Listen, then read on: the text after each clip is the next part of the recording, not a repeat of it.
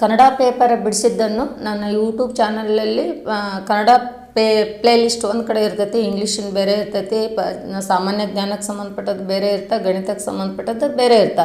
ನೀವೇನು ಮಾಡ್ಬೇಕು, ಅದನ್ನ ಓಪನ್ ಮಾಡಿದ್ರೆ ಯಾವ ಪೇಪರ್ ಆದಮೇಲೆ ಯಾವ ಪ್ರಶ್ನೆ ಇತ್ತು ಅನ್ನೋದು ಗೊತ್ತಾಗುತ್ತೆ. ಅಂದ್ರೆ ನಿಮಗೆ ಯಾರು ಎಷ್ಟು ಕ್ವಶನ್ ಈಸಿಯಾಗಿವು, ಬರದೇ ಇದ್ದದ್ದು ಪೇಪರ್ ಯಾವುದು ಅನ್ನೋದು ಓಪನ್ ಮಾಡಿದಾಗ ಈಸಿಯಾಗಿ ಸಿಗ್ತಾವನ್ನಕ್ಕೆ ನಾನು ಸಪ್ರೇಟ್ ಮಾಡಿರ್ತೀನಿ. ಇಲ್ಲ ಅಂದ್ರೆ ನೀವು ದಿನಾಲು ಚೆಕ್ ಮಾಡ್ಕೊತ ಇದ್ದಾಗ ನಾನು ಹೇಳಿದ ತಕ್ಷಣ 1 by 1 ಬರ್ತೈತಲ್ಲ, ಅವನ್ನ ನೋಡಿ ಬರ್ಕೊಂಡ್ರು ಅನುಕೂಲ. ನಿಮ್ಗೆ 2 ಆಪ್ಷನ್ಸ್ ಕೊಟ್ಟೀನಿ, ಯಾವುದಾದ್ರೂ ಮಾಡ್ಕೊಳ್ರಿ. ನಾನು ಈ ಇಂಗ್ಲೀಷ್ ಪೇಪರ್ ಬಿಡಿಸ್ತೀನಿ, ನೋಡ್ತಾ ಇರಿ. Second question, Prema's letter to the president to gram ಸಭಾ ರಿಕ್ವೆಸ್ಟೆಡ್ ದೆಮ್. ಈ ಒಂದು ಸೆಂಟೆನ್ಸ್ನಲ್ಲಿ ನಾವು ಏನು ಮಾಡಬೇಕು, ಸರಿಯಾದ ಉತ್ತರವನ್ನು ಕಂಡುಹಿಡಿಬೇಕು. Prem's letter to the president of Grama ಸಭಾ ರಿಕ್ವೆಸ್ಟೆಡ್ ದೆಮ್. ಇದನ್ನ ಪ್ರೇಮ್ಸ್ ಅಂತಕ್ಕವನು ಪ್ರೆಸಿಡೆಂಟ್ ಗ್ರಾಮ ಸಭಾದಲ್ಲಿ ಏನು ಕೇಳ್ಕೊಳ್ತಾನೆ ಪತ್ರನ, ಅದರಲ್ಲಿ 4 ಉತ್ತರ ಇರ್ತಾವೆ. Not to cut down the trees ಐತಿ, ಟು ಕಿಲ್ ದ ಅನಿಮಲ್ಸ್ ಐತಿ, ಆಮೇಲೆ ಟು ಸೆಲ್ ದ ಟ್ರೀಸ್ ಐತಿ, ಟು ಕಟ್ ಡೌನ್ ಟ್ರೀಸ್ ಐತಿ. ಇದಕ್ಕೆ ರೈಟ್ ಆನ್ಸರ್ ಬಿ ಹಾಕ್ಕೊಳ್ರಿ. ಇನ್ನು ನೆಕ್ಸ್ಟ್ ಕ್ವಶನ್ ಇಂಗ್ಲೀಷ್ನಲ್ಲಿ, fill in the blanks choosing the correct questions words. ಇಲ್ಲಿ ಕ್ವಶನ್ಸ್ ವರ್ಡ್ಸನ್ನು ಡ್ಯಾಶ್ ಕೊಟ್ಟಿರ್ತಾರೆ, ಅಲ್ಲಿ 4 ಆಪ್ಷನ್ನಲ್ಲಿ ನೋಡೋಣ. Dash sweet do you like. ನೀವು ಸ್ವೀಟ್ಸ್ ಯಾವುದನ್ನು ಇಷ್ಟಪಡ್ತೀರಾ ಅನ್ನೋದು ಇಲ್ಲಿ ಆಪ್ಷನ್ಸ್ ಐತಿ. ಅಲ್ಲಿ ಒಬ್ಬೊಬ್ಬರಿಗೆ ಒಂದೊಂದು ಇರ್ತೈತಿ ಸ್ವೀಟ್ಸ್, ಆದ್ರೆ ಆ ಸ್ವೀಟ್ಸ್ ಹೆಸರಲ್ಲ, ಎಲ್ಲರಿಗೂ ಸಂಬಂಧಪಟ್ಟದ್ದು. ಇಲ್ಲಿ ಒಂದು ವರ್ಡ್ಸ್ ಬರುತ್ತೆ, ವೆನ್ನು, ವೇರು, ಹೈ, ವಿಚ್. ನಿನಗೆ ಯಾವ ತಿಂಡಿ ಇಷ್ಟ ಸ್ವೀಟ್ನಲ್ಲಿ, ಯಾವ ಅನ್ನೋಕೆ ಅಲ್ಲಿ ವಿಚ್ ಅನ್ಬೇಕಾಗತ್ತೆ. ನಾವು ಅಲ್ಲಿ ವಿಚ್ ಅನ್ನೋ ಆಪ್ಷನ್ಸನ್ನು ಟಿಕ್ ಹಾಕೋಬೇಕು. ಅಂದ್ರೇನು, ಡಿ ಆಪ್ಷನ್ಸ್. ಮೂರನೇದು, right the opposite of the words heavy. Opposite words ಅಂದ್ರೆ ವಿರುದ್ಧ ಪದಗಳು. ಕನ್ನಡದಲ್ಲಿ ಇಂಟು ಚಿಹ್ನೆ ಹಾಕಿ ವಿರುದ್ಧ ಪದಗಳನ್ನು ಬರೀರಿ ಅಂತ ಹೇಳಿದ್ನಲ್ಲ, ಹಾಗೇನೆ ಕನ್ನಡದಲ್ಲಿ ಹೆವಿ ಅಂದ್ರೇನು, ಭಾಳ ಆತಪ್ಪ, ವಜ್ಜ ಆತಪ್ಪ ಅಂತ ಕರಿತೀರಿ ನೀವು. ಏನಂದ್ರೆ ಆಡು ಭಾಷೆಯಲ್ಲಿ ಎಲ್ಲರೂ ಮಾತಾಡ್ತಾರೆ, ನೀವು ಮಾತಾಡ್ತೀರಿ. ಆದ್ರೆ ಹೆವಿ ಅನ್ನೋದಕ್ಕೆ ನಾವು ಲೈಟಾಗಿ ಉಣ್ಬೇಕಪ್ಪ, ಲೈಟ್ ಇರಬೇಕಪ್ಪ ಅಂತಿರಲ್ಲ. ಲೈಟ್ ಅಂದ್ರೆ ಹಗುರ, ಇಲ್ಲಿ ವಾರ್ಮ್ ಅಂದ್ರೆ ಬಿಸಿ, ಆಮೇಲೆ ಬ್ರೈಟ್ ಅಂದ್ರೆ ಲೈಟು, ಬ್ರೈಟ್ ಅಂದ್ರೆ ಹೊಳೆಯೋದು, ಲೈಟ್ ಅಂದ್ರೆ ಹಗುರು, ಲಿವಿ ಅಂದ್ರೆ ಒಂದು ತಪ್ಪು ಆನ್ಸರ್ ಕೊಟ್ಟಿರ್ತಾರೆ. ಇಲ್ಲಿ ರೈಟ್ ಆನ್ಸರ್ ಬಿ ಹಾಕಬೇಕು, ಲೈಟ್. ನೆಕ್ಸ್ಟ್ ಕ್ವಶನ್ಗೆ ಹೋಗೋಣ. Write the past tense of teach. ಇಲ್ಲಿ ಪಾಸ್ಟ್ ಟೆನ್ಸ್ ಅಂದ್ರೆ ಮುಗಿದು ಹೋಗಿರ್ತೈತಿ, ಅದು ಸೆಂಟೆನ್ಸಿನ ಅರ್ಥ ಮುಗಿದಿರ್ತೈತೆ. ಮುಗಿದು ಹೋದದ್ದನ್ನು ಹೇಳ್ತಕ್ಕಂಥದಕ್ಕೆ ನಾವು ಪಾಸ್ಟ್ ಟೆನ್ಸ್ ಅಂತ ಕರಿತೀವಿ, ಕನ್ನಡದಲ್ಲಿ ಭೂತಕಾಲ ಅಂತ ಕರಿತೀವಿ. ಇಲ್ಲಿ ವಾಕ್ಯದಲ್ಲೇ ಐತಿ, ಟೀಚ್ ಅಂದರೆ ಕಲಿಸು, ಕಲಿಸಿದರು ಅಂತ ಹೇಳ್ಬೇಕು ನೀವು. ಟೀಚ್ ಕಲಿಸು, ಕಲಿಸಿದರು. ಆಗಲೇ ಆಲ್ರೆಡಿ ಇಂಗ್ಲೀಷ್ನ ನಿಮಗೆ ಬಂದಿರ್ತಾವೆ, ಸ್ವಲ್ಪ ನೆನಪು ಮಾಡ್ತೀನಿ ನಾನು. ಇಲ್ಲಿ 4 ಆಪ್ಷನ್ಸ್ ಮೊದಲು ನೋಡೋಣ. ಟೀಚ್ಡ್, ಟಾಟ್, ಟೋಟ್, ಟ್ರೋಟ್. ಅಂದ್ರೇನು, ನಿಮಗೆ ಕನ್ಫ್ಯೂಸ್ ಮಾಡೋಕ್ಕೆ ಏನೇನೋ ಸ್ಪೆಲ್ಲಿಂಗ್ ಹಾಕಿರ್ತಾರೆ. ಇಲ್ಲಿ ಟೀಚ್ ಅನ್ನೋ ಪದಕ್ಕೆ ನೀವು ಟಾಟ್ ಅನ್ನೋದು ರೈಟ್ ಆನ್ಸರ್, ಅದು ಸಿ. ನೆಕ್ಸ್ಟ್ ಕ್ವಶನ್, ಈಗ ನೋಡು ಗೂಗಲಲ್ಲಿ ನೋಡ್ರಿ, ಯೂಟ್ಯೂಬ್ನಲ್ಲಿ ಬೇರೆ ಕಡೆ ಎಲ್ಲಿದ್ದ ನಾವು ಕ್ವಶನ್ ಪೇಪರ್ ಅಪ್ಲೋಡ್ ಮಾಡಿಕೊಂಡಾಗ ಕೆಲವೊಂದು ತಪ್ಪು ಆನ್ಸರ್ನ ಹೇಳಿರ್ತಾರೆ. ಏನೋ ಸ್ಪೀಡ್ನಾಗೇನೋ ಆಗಿರ್ಬೋದು, ಏನೋ ಮಿಸ್ಟೇಕ್ ಆಗಿರ್ತವೆ. ನಾವು ಅಲ್ಲಿ ಸರಿ ಕರೆಕ್ಟಾಗಿ ವಿಷಯ ಶಿಕ್ಷಕರಿಂದ ಕೇಳಿ ತಿಳ್ಕೊಬೇಕು. ಕನ್ಫ್ಯೂಸ್ ಆದ್ರೆ ಅವರು ಟಿಕ್ ಮಾಡಿದ್ವು, ನೀವು ಯೂಟ್ಯೂಬ್ನಾಗ ಎಲ್ಲರೂ ಪೇಪರೆಲ್ಲ ಹಾಕ್ಕೊಂಡಿರ್ತೀರಿ, ಅವ್ರು ತಪ್ಪು ಹೇಳಿರ್ತಾರೆ. ದಯವಿಟ್ಟು ಆ ಟೀಚರ್ ಕಡೆಯಿಂದ ಕನ್ಫರ್ಮ್ ಮಾಡ್ಕೊಳ್ರಿ. ಈ ನೆಕ್ಸ್ಟ್ ಕ್ವಶನ್ಗೆ ಹೋಗ್ತಾ ಇದ್ದೀನಿ ನಾನು. Right the opposite gender of the lion.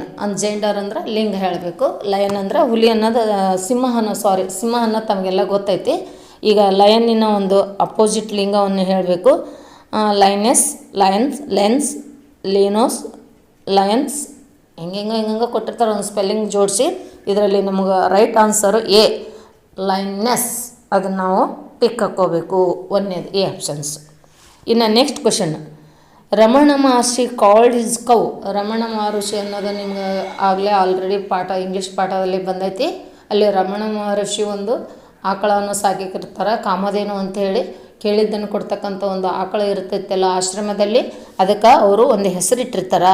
ಆ ಹೆಸರೇನಪ್ಪ ತಮಗೆಲ್ಲರಿಗೂ ಗೊತ್ತಿರ್ತಾ, ಅದರ ಹೆಸರು ಲಕ್ಷ್ಮಿ. ಅಂದ್ರೇನು, ಡಿ ಆನ್ಸರ್ ಆಪ್ಷನ್ಸ್ ರೈಟ್.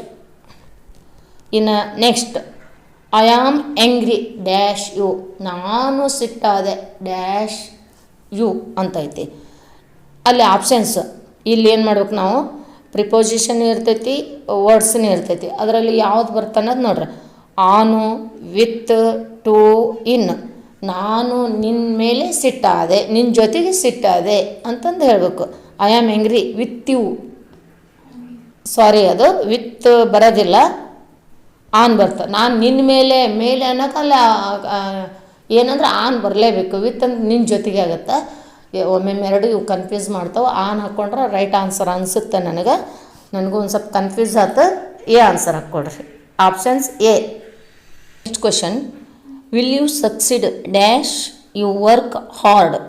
ನೀವು ಸಕ್ಸಿಡ್ ಆಗಬೇಕಾದ್ರೆ, ಯಶಸ್ವಿ ಆಗಬೇಕಾದ್ರೆ ಡ್ಯಾಶ್ ಅನ್ನೋದಕ್ಕೊಂದು ಕರೆಕ್ಟಾದ ಆಪ್ಷನ್ಸ್ ಇರ್ತೈತಿ, ಅದನ್ನು ತುಂಬಬೇಕು. ಬಟ್, ಇಫ್ ಆ್ಯಂಡ್ ಬಿಫೋರ್ ಐತಿ. ಅಲ್ಲಿ if right answer. If you work hard then you will succeed, ಇದು ಕರೆಕ್ಟ್ ಆಗುತ್ತೆ.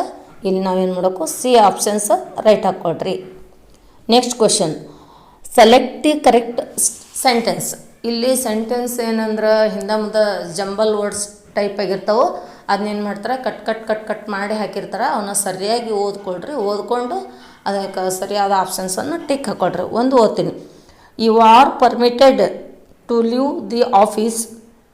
To leave the office, you are permitted you to leave the office, you to leave the are permitted office ಐತಿ.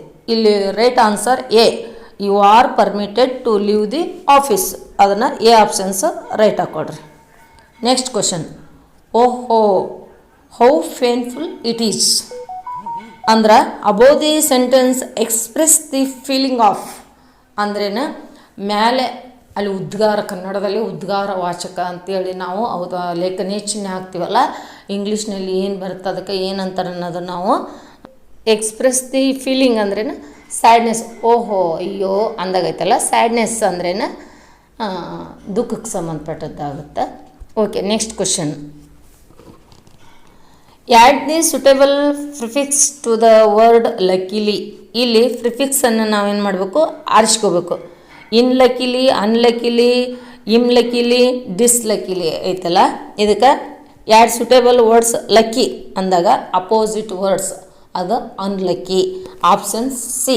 ಈಗ prefix ಅಂತ ಬಂತಲ್ಲ, ಲಕ್ಕಿಲಿ ಅಂದ್ರೇನು, ಆ lucky ಮುಂದೆ ಬರ್ತಕ್ಕಂಥದ್ದು ಮುಂದಿನ ಶಬ್ದ ಹೇಳಬೇಕು. ಸಫಿಕ್ಸ್ ಅಂದ್ರೆ ಹಿಂದೆ ಹೇಳ್ಬೇಕಾಗತ್ತೆ, ಅದು ಒಂದು ಗೊತ್ತಿರಲಿ. ಇಲ್ಲಿ ಪ್ರಿಫಿಕ್ಸ್ ಅಂದ್ರೇನು, ಲಕ್ಕಿಲಿ ಮುಂದೆ ಬರೋದು ಅನ್ಲಕ್ಕಿ. ಇದು ಒಂದು ಸ್ವಲ್ಪ ಗಮನದಲ್ಲಿಡ್ರಿ, ನಿಮ್ಗೆ ಹೈಯರ್ ಕ್ಲಾಸ್ಗೆ ಹೋದಾಗೆಲ್ಲ ಗೊತ್ತಾಗುತ್ತೆ. Next question, right the plural of child ಅಂದ್ರೇನು, ಬಹುವಚನ. ಈ ಚೈಲ್ಡ್ ಅಂತಕ್ಕಂಥದ್ದು ಬಹುವಚನ ಏನಾಗುತ್ತೆ ಅನ್ನೋದು ನೋಡೋಣ. ಚಿಲ್ಡ್ರನ್ಸ್ ಅಂತ ಐತಿ. ಇದರಲ್ಲಿ ರೈಟ್ ಆನ್ಸರ್ ಚಿಲ್ಡ್ರನ್ ಅಂದ್ರೇನು, ರೈಟ್ ಆನ್ಸರ್ ಬಿ ಹಾಕೋಬೇಕು ನೀವು. ಚೈಲ್ಡ್ ಇದ್ದದ್ದು ಪ್ಲ್ಯೂರಲ್ನಾಗ ಚಿಲ್ಡ್ರನ್ಸ್, ಎಸ್ ಪ್ರತ್ಯಯ ಬರೋದಿಲ್ಲ, ಅದು ಯಾವಾಗಲೂ ಬರೋಲ್ಲ. ಈಗ ಎಸ್ ಪ್ರತ್ಯಯ ಇರೋದಿಲ್ಲ, ಚಿಲ್ಡ್ರನ್ ಅಂತಲೇ ಹೇಳಬೇಕು. ಚಿಲ್ಡ್ರನ್ಸ್ ಅಂತೇಳಿ ಮಾಡಬೇಡ್ರಿ, ಚಿಲ್ಡ್ರನ್ ಅಂತಲೇ ಹಾಕಬೇಕು. ಈಗ ನೆಕ್ಸ್ಟ್ ಕ್ವಶನ್ಗೆ ಹೋಗೋಣ. Write the meaning of the realised ಅಂದ್ರೇನು, ನಿನಗೆ ಮನವರಿಕೆ ಆಗೋದು, ಅದಕ್ಕೆ ಸಂಬಂಧಪಟ್ಟದ್ದು ಶಬ್ದ 4 ಆಪ್ಷನ್ಸ್ನಲ್ಲಿ ಕರೆಕ್ಟ್ ನೋಡೋಣ. Recorded, rebelled, remembered,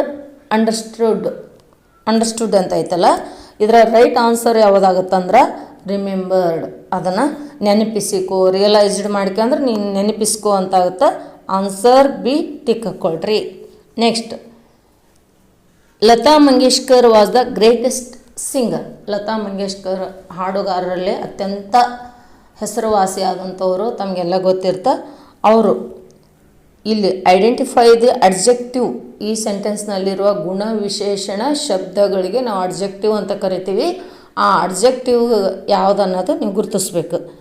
next question ನೋಡ್ರಿ, Lata Mangeshkar was the greatest singer, identify the adjective ಐತಿ. ಇಲ್ಲಿ ನಾವು ಮಾಡಲ್ ಕ್ವಶನ್ ಪೇಪರ್ ತೆಗೆದಾಗ ಅವ್ರಾಗಲೇ ನಿಮಗೆ ಕಲರ್ ಮಾಡ್ಯಾರ. ಕಲರ್ ಮಾಡಿದ್ದು ರೈಟ್ ಆನ್ಸರ್ ಇಲ್ಲಿ ತಪ್ಪಾಗೈತಿ. ಇಲ್ಲಿ ಏನು ಮಾಡಿದ್ರೆ ಅವರು ವರ್ಬ್ ತೋರ್ಸಕತ್ತಾರ, ವಾಸ್ ಅನ್ನೋದು.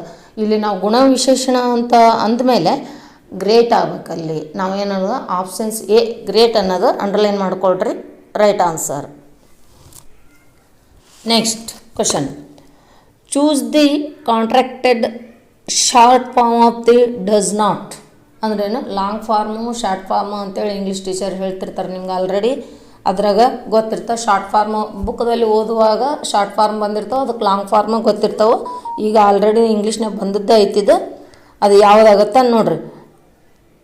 ಡಸ್ ನಾಟ್ ಅಂತ ಐತಿ, ಡಸಂಟ್, ಡೆಸೆಂಟ್, ಡೆಸ್ಟ್ ಅಂತ ಐತಿ. ಅದರಲ್ಲಿ ರೈಟ್ ಆನ್ಸರ್ ಡಸ್ ನಾಟ್. ಅಂದರೆ ಬಿ ಆನ್ಸರ್ ರೈಟ್ ಹಾಕ್ಕೊಳ್ರಿ.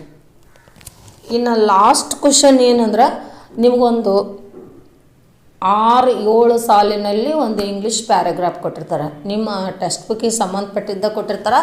ಅದನ್ನು ನೀವೇನು ಮಾಡಬೇಕು, ಚೆನ್ನಾಗಿ ಓದಿ ಅರ್ಥ ಮಾಡಿಕೊಂಡು ಅಲ್ಲಿ ಕೇಳಿದಂಥ ಪ್ರಶ್ನೆಗೆ ಉತ್ತರ ಹಾಕ್ರಿ. ಬರ್ತಂತ ಗೊತ್ತಿಲ್ಲ, ಇನ್ನೊಂದು ಬರ್ತಂತ ಗೊತ್ತಿಲ್ಲ. ಆದರೂ ಇದನ್ನು ನಾನು ಸ್ವಲ್ಪ ಓದಿ ಹೇಳ್ತೀನಿ ನಿಮಗೆ. ಅದನ್ನು ನೀವೇನು ಮಾಡಬೇಕು, ಆನ್ಸರ್ನ ಹಾಕ್ಕೊಳ್ರಿ. ಯಾವುದನ್ನೋದು ಹೇಳ್ತೀನಿ. ಸ್ವಾಮಿ ವಿವೇಕಾನಂದ ಬಗ್ಗೆ ಐತೆ, ಅದನ್ನು ನೋಡೋಣ. Narendra was Born 12 January 1863. His parents were Vishwanatha Datta and Bhuvaneshwari Devi. They gave him to name Narendranatha Datta. He was sent to school the age of 6. He read the stories from Ramayana and Mahabharata. He had desire to study more and becomes a scholar. He wanted to see the God. ದೇವರನ್ನು ನೋಡುವ ಆಸೆ ಇತ್ತು. ಬರೀ 6 ವರ್ಷ ಇದ್ದಾಗ ಅವನು ಶಾಲೆ ಸೇರಿದಾಗ ರಾಮಾಯಣ ಮಹಾಭಾರತ ಅಂತಕ್ಕಂಥ ನಮ್ಮ ಭಾರತದ ಪುಣ್ಯ ಗ್ರಂಥಗಳನ್ನು ಓದ್ತಾ ಇದ್ದರು. ಮಹಾಕಾವ್ಯಗಳಾಗ್ತವವು. ಆ ರಾಮಾಯಣ ಮಹಾಭಾರತವನ್ನು ಓದಿ ತಿಳ್ಕೊತಿದ್ದ. ಅದರಲ್ಲಿ ಓದಿ ಆಧ್ಯಾತ್ಮಿಕಕ್ಕೆ ಅವನೇನು ಮಾಡಿದ, ಹೆಚ್ಚು ಒಲವು ತೋರಿದ. ನಾನು ದೇವ್ರು ಕಾಣಬೇಕು ಅಂಥೇಳಿ ಲಾಸ್ಟ್ ಪರಮಹಂಸ ಅವರ ಆದ್ಯ ದೇವರಾಗಿ ಇಟ್ಟುಕೊಂಡು ಅವರನ್ನು ಲಾಸ್ಟ್ ಮೊಮೆಂಟ್ ಅಲ್ಲಿ ಯಾರಪ್ಪ ಅಂದ್ರೆ ಶ್ರೀ ರಾಮಕೃಷ್ಣ ಪರಮಹಂಸರು ತಾವು ಅಂತ್ಯ ಆಗುವ ವೇಳೆಯಲ್ಲಿ ಸಾಕಷ್ಟು ಸಾವಿರಾರು ಜನ ಭಕ್ತರು ಬಂದಾಗ ಸಹ ಇವರು ಸ್ವಾಮಿ ವಿವೇಕಾನಂದ ಏನು ಮಾಡಿದರು, ಒಂದು ಕಡೆ ಕೂತಿದ್ರು. ಇದನ್ನು ಒಂದು ಕತೆ ಒಳಗೆ ಹೇಳಿದ್ನ ನಾನು ನಿಮ್ಗೆ.